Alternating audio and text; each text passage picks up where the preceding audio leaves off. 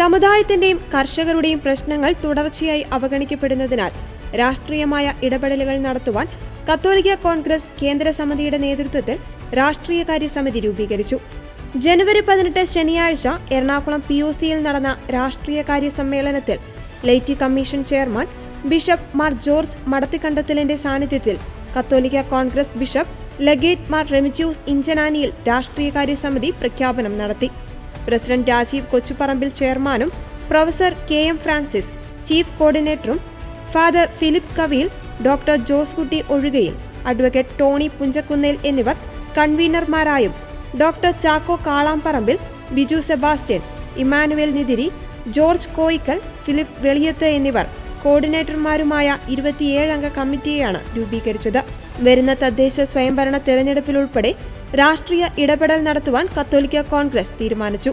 കത്തോലിക്ക കോൺഗ്രസ് ഗ്ലോബൽ നേതൃ ക്യാമ്പ് പാസാക്കിയ രാഷ്ട്രീയ പ്രമേയത്തിലാണ് സമുദായത്തെയും കർഷകരെയും സഹായിക്കുന്നവരെ തിരിച്ചും സഹായിക്കും എന്ന രാഷ്ട്രീയ നയം കത്തോലിക്ക കോൺഗ്രസ് പ്രഖ്യാപിച്ചത്.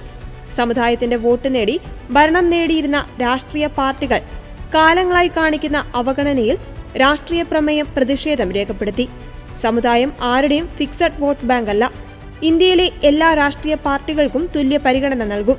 ആരോടും പ്രത്യേക അടുപ്പമോ അകൽച്ചയോ ഇല്ല.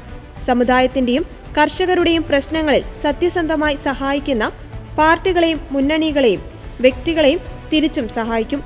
അവർക്ക് പ്രശ്നാധിഷ്ഠിത പിന്തുണ നൽകും. അവഗണിക്കുന്നവരെ തിരിച്ചും അവഗണിക്കും.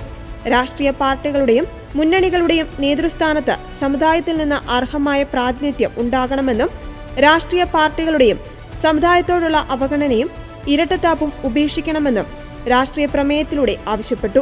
വന്യജീവി ആക്രമണം, ESA, പട്ടയ പ്രശ്നങ്ങൾ, റബ്ബർ വിലത്തകർച്ച, നെല്ല് സംഭരണം, മുനമ്പം പ്രശ്നം, വഖഫ് നിയമം, ന്യൂനപക്ഷ പീഡനങ്ങളും അധിനിവേശങ്ങളും, JB കോശി കമ്മീഷൻ റിപ്പോർട്ട്, ന്യൂനപക്ഷ അവകാശ ധ്വംസനങ്ങൾ, പിൻവാതിൽ നിയമനങ്ങൾ തുടങ്ങിയ വിഷയങ്ങളിൽ രാഷ്ട്രീയ പാർട്ടികൾ പുലർത്തുന്ന സമീപനങ്ങൾ അടിസ്ഥാനരഹിതമാക്കിയാണ് രാഷ്ട്രീയ നിലപാടുകൾ സ്വീകരിക്കുന്നത്.